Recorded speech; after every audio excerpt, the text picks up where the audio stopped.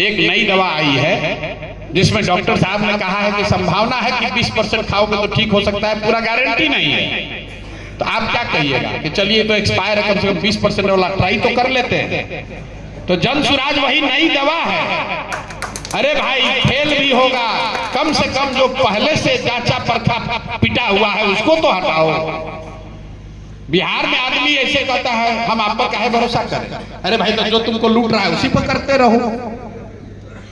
जिसके पास विकल्प होता, कर्नाटक में अगर किसी नए दल से कोई सवाल पूछे कि हम आप पर क्यों भरोसा करें तो बात समझ में आती है। बिहार में अगर आदमी कह रहा है कि हम आप पर क्यों भरोसा करें तो हमको लगता है अरे भाई तुम कितना बढ़िया माल मार रहे हो, पहले कि अब नहीं करना चाहते। तुम तो पहले से मर रहे हो भाई। अब इसके नीचे कहां जाएगा छपरा, आप बता दीजिए। इसके नीचे तो नहीं ना जाएगा। तो जिस किसी को भी चुनिएगा व्यवस्था तब सुधरेगी जब आप सही लोगों को चुनिए। और फिर आप कहिएगा सही का पहचान क्या है, तो सही सोच के देते हैं। सही की पहचान तब होगी जब आप उसको अकाउंटेबल बनाइए।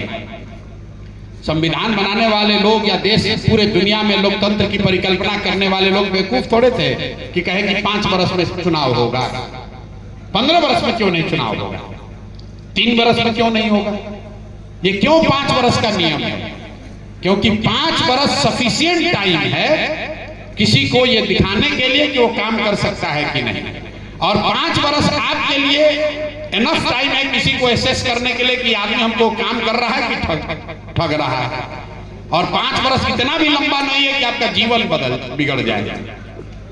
अगर आप 5 वर्ष किसी को वोट दिए, उस पर आपका भरोसा नहीं हुआ, उसने आपको ठग लिया, 5 वर्ष बाद उसको बदलिए, नए को लाइए, अपने आप सुधार होगा, अपने आप व्यवस्था बदलेगी।